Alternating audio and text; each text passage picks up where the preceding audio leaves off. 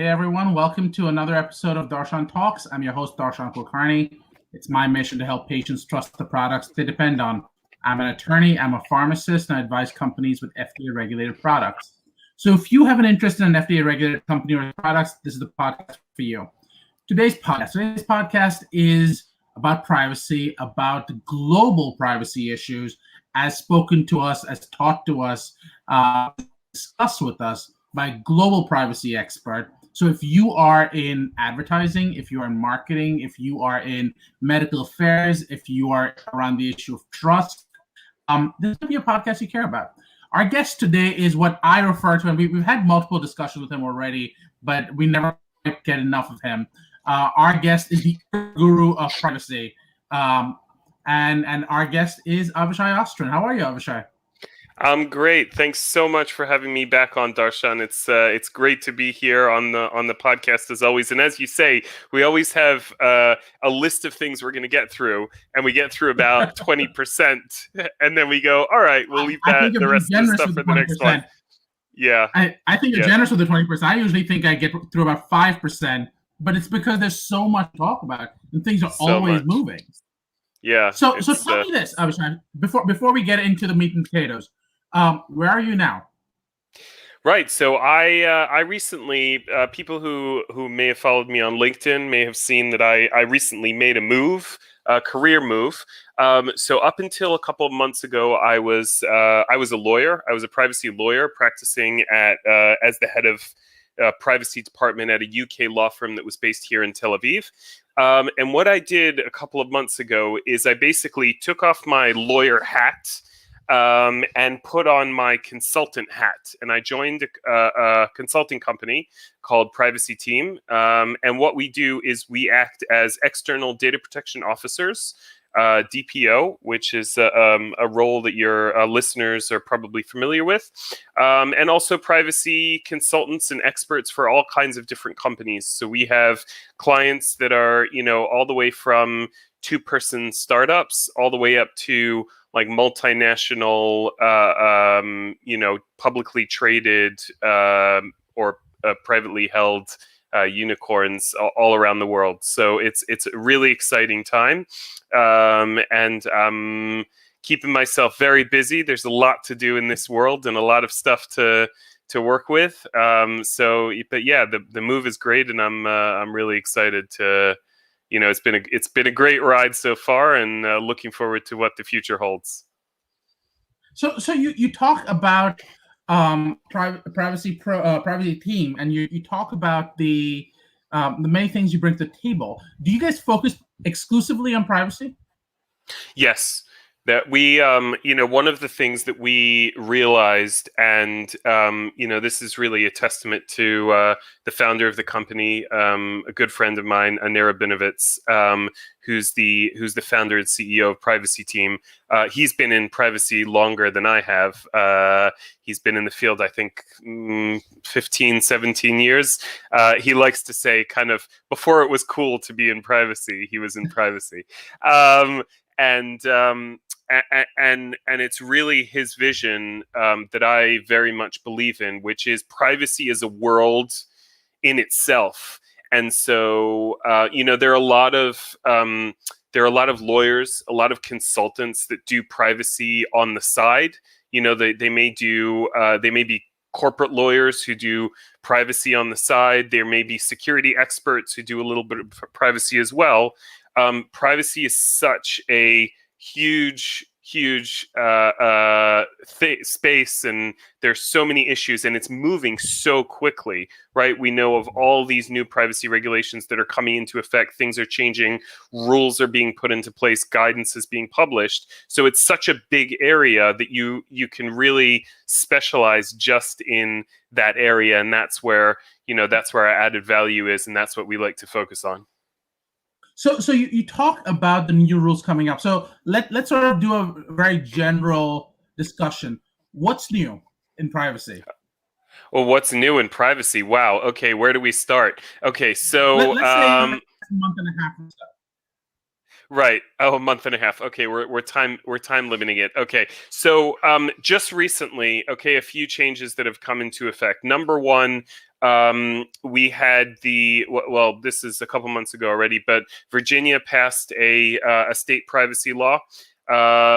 We have the CPRA, which is the CCPA in California's kind of, it's the CCPA 2.0, people call it. So that's for people in the US. For people who are in Europe, there's just been a recent draft that has been published by the EU about the use of artificial intelligence.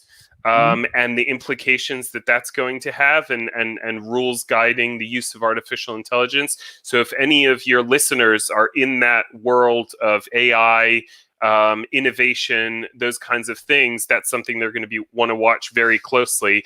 I suspect, by the way, that just like the GDPR had an effect on global privacy, in the sense that a lot of laws emulated the kind of blueprint that GDPR put into place, that's probably going to happen with the AI, with this regulation that's being proposed in the EU now. So that's something to watch as well. So it's interesting. Let's pick on the AI one. I already did a podcast on it, but the idea of sort of seeing a different view of it. So what I find fascinating is what you just said, which is it might become a framework for others to model their artificial intelligence thoughts in the future. One of the key pieces that came out of that, for example, that I think is interesting is, should AI be enabled in the context of public surveillance? And that was a component of the AI guidance that came out. On one hand, I can see European countries, maybe even the US, and I'm going to put the US in a maybe area, saying, no, privacy is important. We want to protect the interests of our citizens. On the other hand, I can see countries like China, which I've already said, you know what, we're going to use AI for public surveillance. I can see countries like India and Brazil coming and saying, we think that public surveillance has a good that it can do, and therefore we're going to monitor that. I see countries like Israel coming out and saying, you know what, if we can get the data and that data can actually help people, we're the innovation nation. Why are we going to shoot ourselves in the foot to sort of look out for privacy? Not that privacy isn't important, but there are bigger issues at stake. So I personally see this bifurcation. And the question is, would you rather be on the side that moves faster, or would you rather be on the side that moves more carefully? So what's your take on that? Yeah, I mean, it's a great question. And it's probably important to point out that although AI often, a lot of aspects of AI involve personal data and decisions that are being made on individuals, it isn't necessarily the case that that AI this regulation is going to touch on AI systems, whether they have whether they're processing personal information or not. So it's more of an innovation regulation. Now, I'll tell you the way that I view regulation generally, and this is a general statement that doesn't have to do with AI or with GDPR or personal data or anything. By definition, regulation is going to come on the coattails of innovation. It's never going to be the fact that regulation will always be playing catch up, because regulators and legislatures never predict the future and legislate in order to stifle innovation or to prevent something that hasn't yet happened. It's always a reactionary action when you put out a new regulation, when you put out a new law. And so the way I'm looking at it is, I would like to hope that the regulation that is coming out from the different countries that you mentioned, right? You mentioned EU, you mentioned US, India, Brazil, Israel, is the legislature taking a look at where innovation is at, what milestones we've achieved, and then saying, okay, this is how we would like to shape the future of how this new interesting thing is going to happen, or we're going to put these rules. These are going to be the rules of play in this game that we're playing.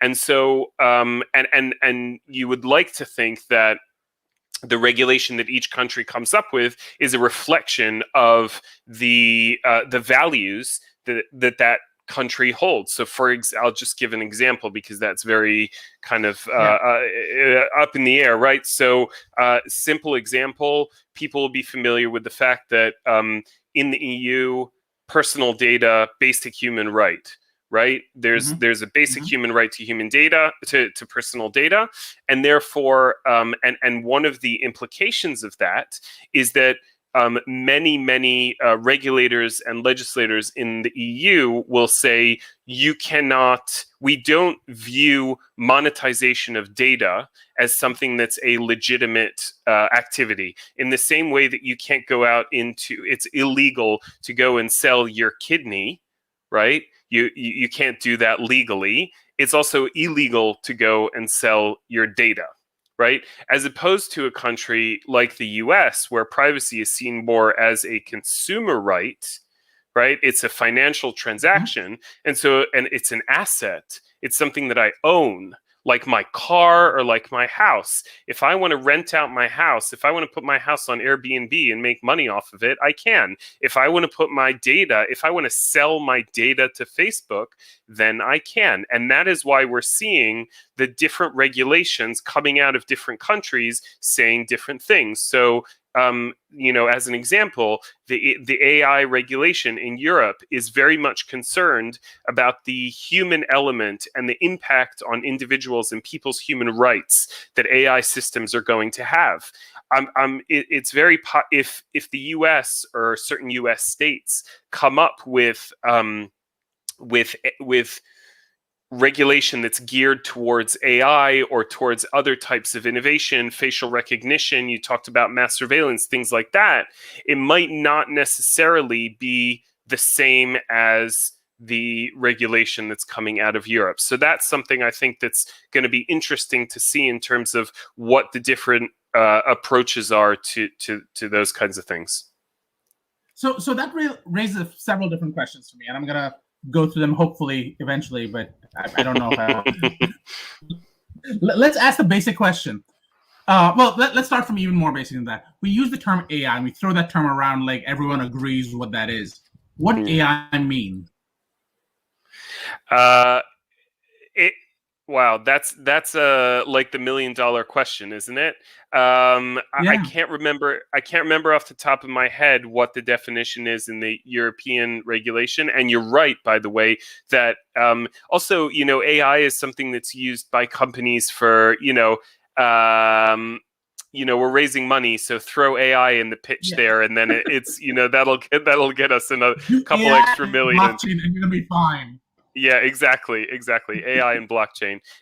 So I think so as from what I understand, and I'm no expert in this area by any means, is that it has to involve an element of machine learning, meaning it's a system that that feeds off of a certain data set, performs a set of actions, runs through an algorithm, and crucially has a machine learning element in the sense that it can then train. The more data it gets, it trains itself and makes better decisions, emulating decisions that humans would have otherwise made if they were part of the decision-making process.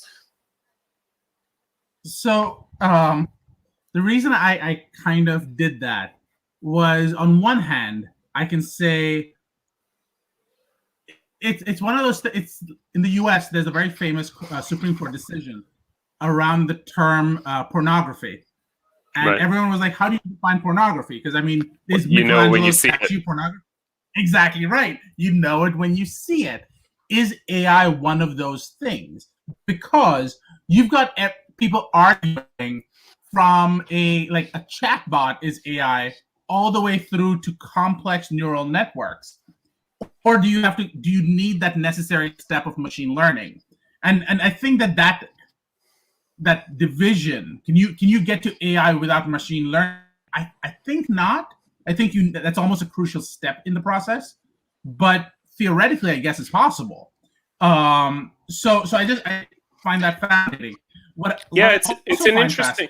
Yeah. No, I was going to say it's an interesting point, and I think that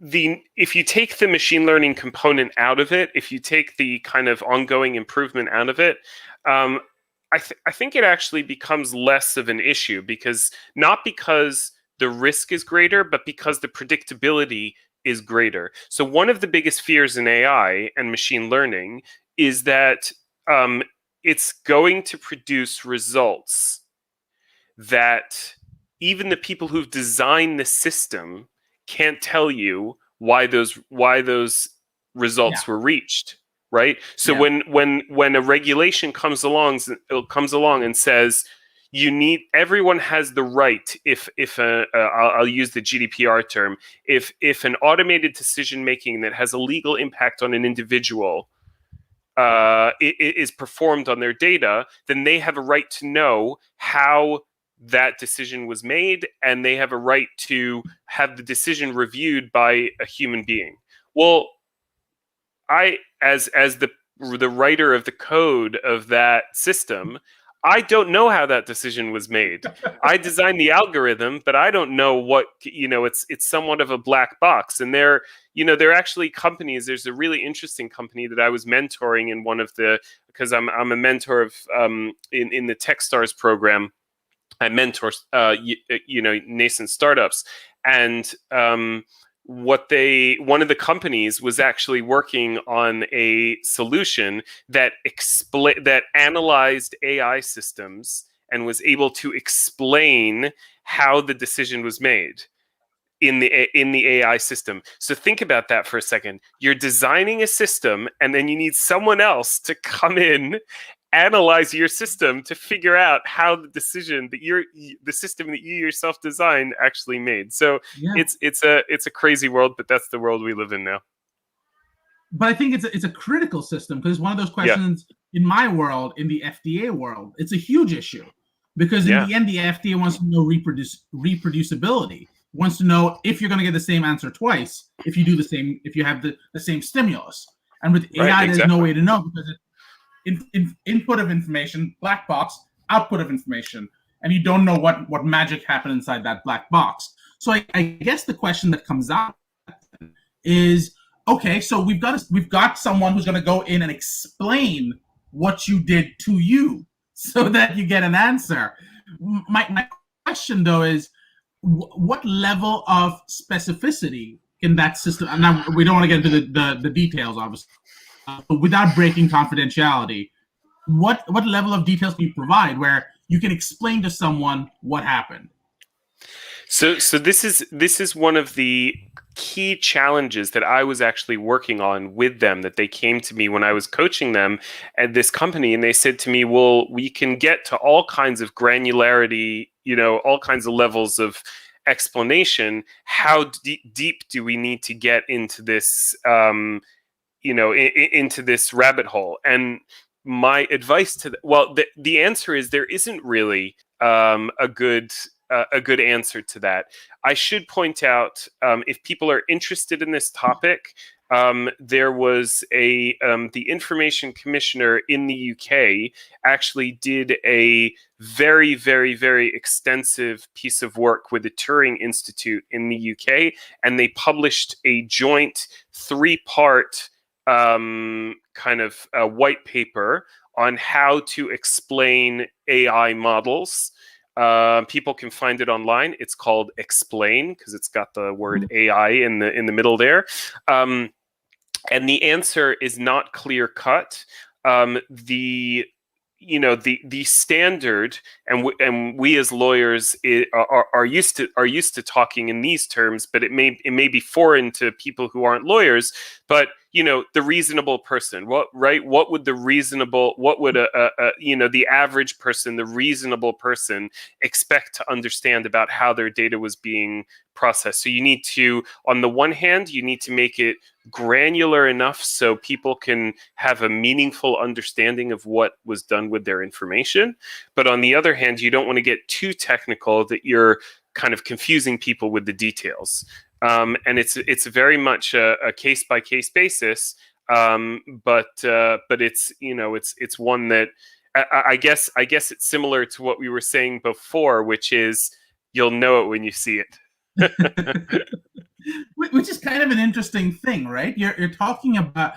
Have you dealt with the concept of informed consent before? Yeah, sure. Yeah. Okay, you have. Okay, good.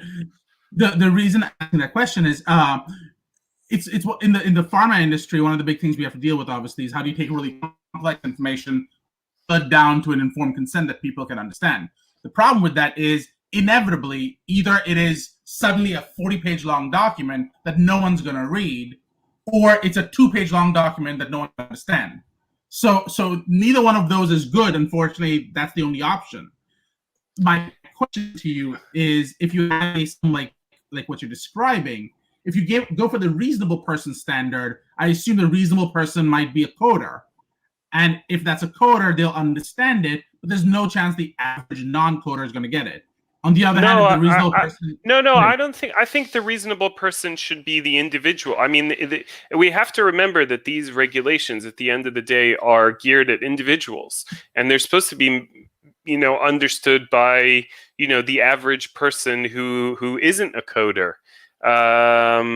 Who we have to be able to say, I'll give you the simple example that we always use is you go to the bank, right? They input your information, you apply for a loan, they input your information, and you get denied, right? That's an automated system that has produced a legal effect because you haven't gotten the loan that you applied for, and there was no human involved in that process. So now the question is, how does the bank explain to you how their system calculated your, all of your personal information in order to produce that result? And so the standard needs to be the standard of the person who's sitting in front of the bank manager, and the bank manager needs to, give meaningful information to say, these are the standards by which we process the loan application. Your credit score is X. You have this, you have that information, you have these assets, you have these liabilities, and based on this balance, obviously you don't need to give confidential information, but based on these parameters, unfortunately, we can't give you the loan. Right, so it's taking that black box and explaining it to people, and I think that's the standard that the regulation is aiming to achieve. See, I think there's a distinction though between what I think we want to use AI for versus the loan application, if you will, and the reason is, in the case of a loan application, you have a fixed number of variables that you're working with. In that you have these inputs and there's only a binary output. The question is, and I'm trying to apply AI in my world, the pharma world. There are obviously 100 different places you can apply it, but I'm going to apply it in the context of replacing the FDA and putting artificial intelligence in charge of it. And you take the idea that you have a bunch of different inputs coming in, saying this drug works here, this study showed this study showed this study showed this. What do you think? Do you think you're going to prove my product? And an AI sort of does a first blush. The problem is that it would imply that you're going to get only one of those two outputs. But if you have a rare disease state, for example, should you give it special consideration? How do you weigh that consideration? How do you compare that to the person who has no other treatment versus has 40 other treatment options? And I guess my question in some senses is, it sounds like a great problem to use for repetitive processes, but may not be the greatest, at least now, for novel processes. Is that your perspective? I love the example that you brought, because I think that it goes to something that you know that is often not spoken about enough in the world today. Not every problem has a technological solution, right? Not every problem can be solved by simply taking a computer or an algorithm and applying applying the, throwing the data into an algorithm and expecting an output that is going to that's going to give you the answer every time. There is still an element of human judgment that goes into these types of decisions. So for the example that you gave, right, should a drug be given should an application be given special consideration? That is a decision that is that we believe, right, ethically we believe should be taken by a human being, which is exactly why in the example of what the regulation comes to solve is that's the equivalent of basically having a human review, right? Having a human appeals process that will be reviewed by human beings who can weigh not only the bits and bytes and the binary questions, but also the ethical considerations, because computers don't have ethical guides. That's still something that we control our ethical compass, and is something that I would hope we don't forget in this process. I really hope we don't forget that's not that. We have a tendency to say, okay, there's an app for that. This will solve it. This algorithm will replace all of the people in the world. Every position is replaceable, and we can do this, and we can take all people can go and just sit on the beach all day, and we'll replace everyone with computers. But actually, no. There are things, positions, decisions that need to be made by human beings, because we have that element, and because we have those types of additional abilities and considerations that are inherently human.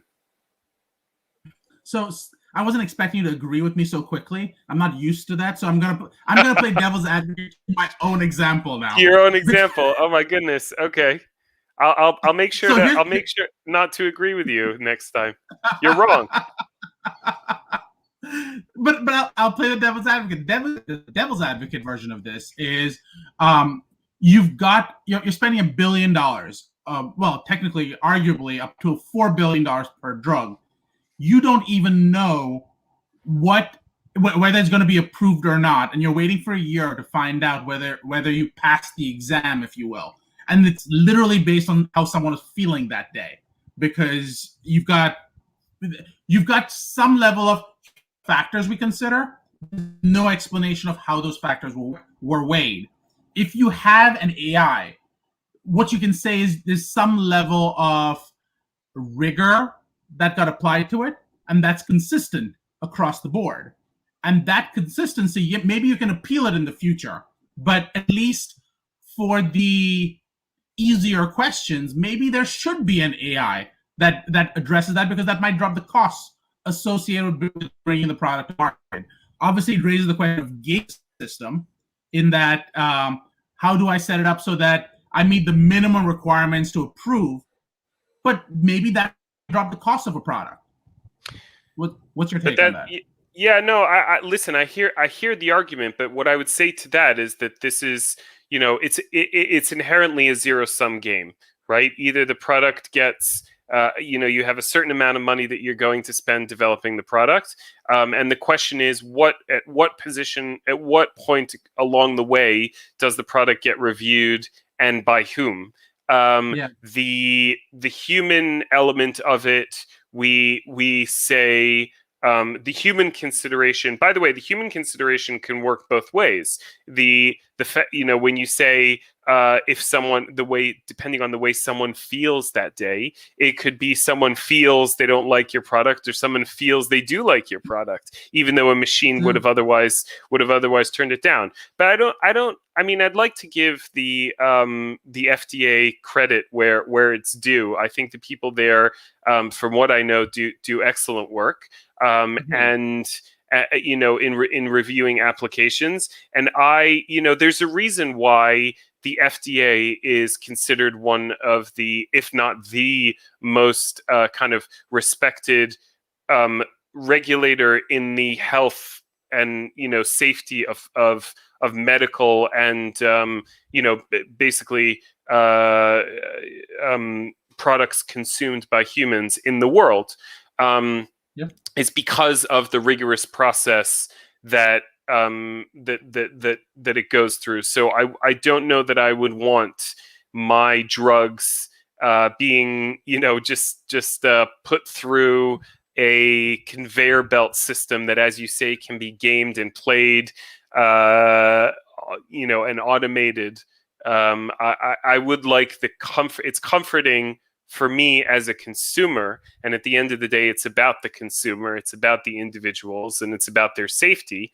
I'm comforted by the fact that I know that there are people there reviewing the application and applying the proper consideration that they based on their training.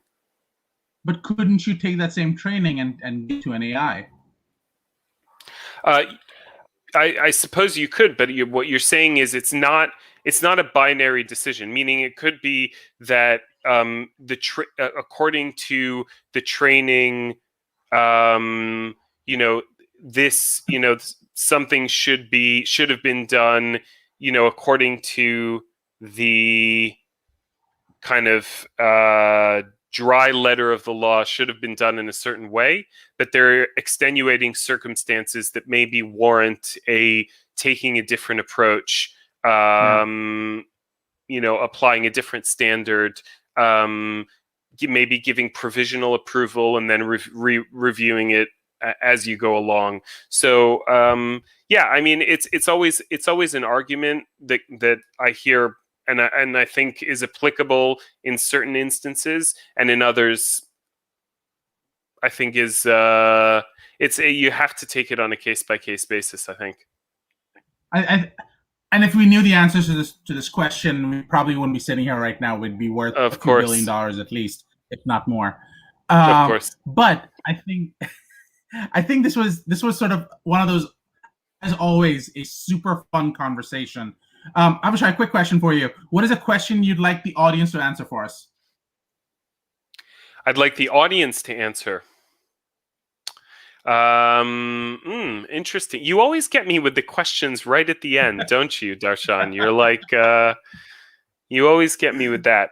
Well, I think what I would like to ask is, what's one thing that's on people's mind now that people are like thinking about, worried about? It can be, related to their job or just related to the world in general. One of the things that I enjoy talking to people about and saying to them, like, what's something that's concerning you? Because I feel that people have, too often we get kind of consumed by our work, our personal lives, and our friends, and we're all kind of thinking about the same things. And I always love hearing different perspectives, things that people are thinking about, considering, worried about, concerned about. And so I think that'd be interesting to hear what people have to say. So I'm going to answer that for you, because I feel like I should answer the question you pose, and let's hopefully help others to answer that as well. So here's my answer to that question. I think that I'm going to keep it within the context of the conversation we had. So I'm going to keep it in the context of artificial intelligence. I think my big concern is, I think artificial intelligence, at least initially, if not for a significant period of time overall, is best done with oversight. It may eventually outgrow that, but I think it's best done with oversight. The problem is, as humans, we're lazy. We're going to see that it works the first time, maybe the second time and then go, yeah, it works. I trust it. And you're just going to assume it works from then on. And that laziness is what worries me about our future. Because we can't stop this train. This train is going to go on. It's not a question of if, but when. So if it's a question of when, how do we make sure we have appropriate oversight?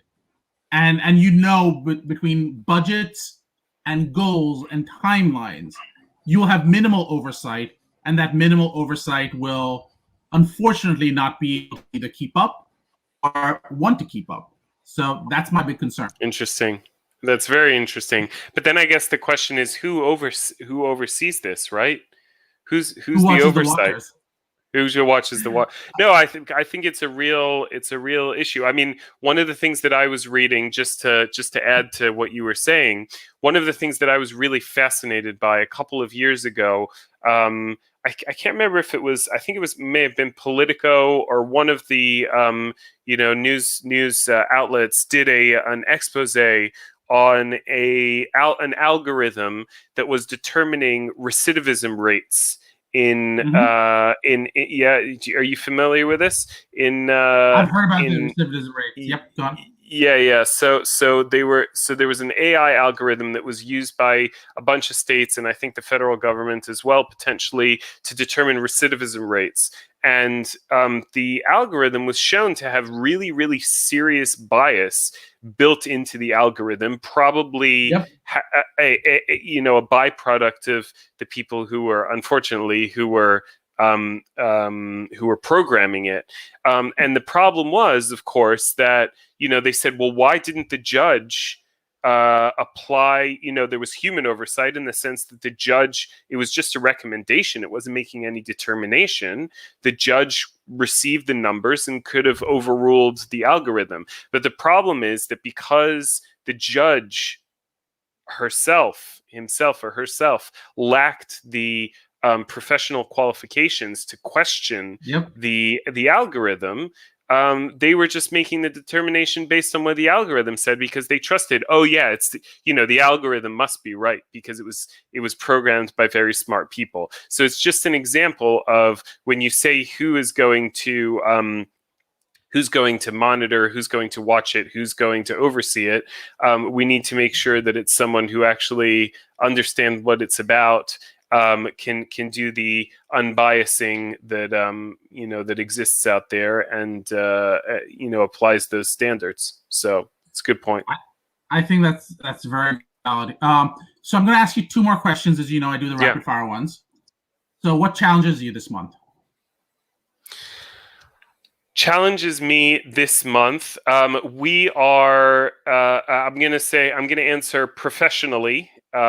Because so we're extremely busy now, but we're extremely fortunate that we are growing as a company, which is great. We're hiring 3 new people in the next couple of weeks. We're moving to new offices. And so I think the challenge is just kind of getting settled, getting new people on board, really kind of coming into our own as a company. So we're very excited, but also challenged and looking forward to the time ahead.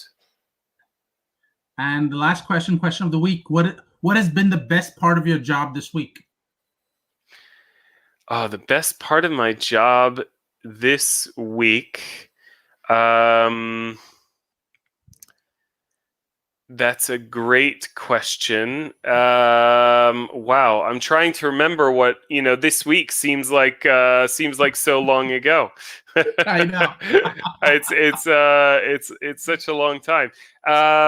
No, I think this week I had some really interesting conversations. I had some conversations with some folks in California, some conversations just with kind of people around the world. I always love getting on a good chat and having a few minutes in the beginning to ask people where they're from and hear a little bit about people's backgrounds and where they're from and where they're living and how things are going there and stuff.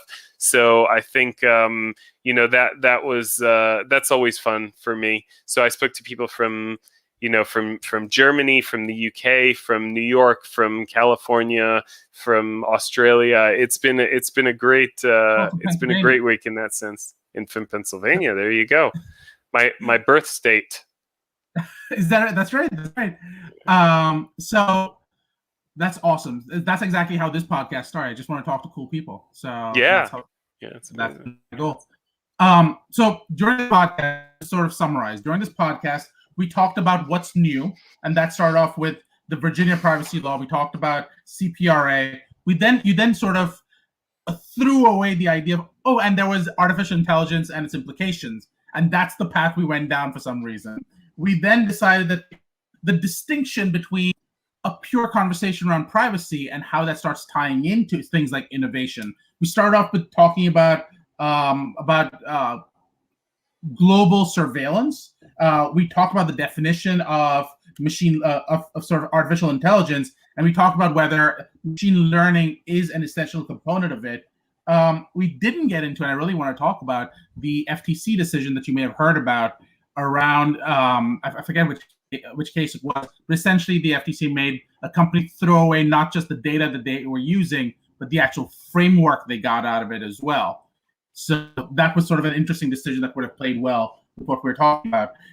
We then actually got into the idea of how you work. So we talked about how you start off as head of privacy. We talked about your new role as a consultant at privacy team, where you do work like being an external DPO, helping companies like unicorns, for example. You talk about the different sort of subsets and interminglings that come out. We talked about one of them being the artificial intelligence, but there's also privacy and ownership, privacy and transparency, privacy and security, privacy and Brexit, which I wanted to get into. One of the questions I wanted to talk about was, and we didn't get a chance to talk about it, but it was so interesting. What happens if a artificial intelligence is wrong? And we did that in the case where they said delete everything. But if it's a truly sentient AI, isn't it wrong to say I'm going to either delete your knowledge or delete you? Either one of which would be horrible.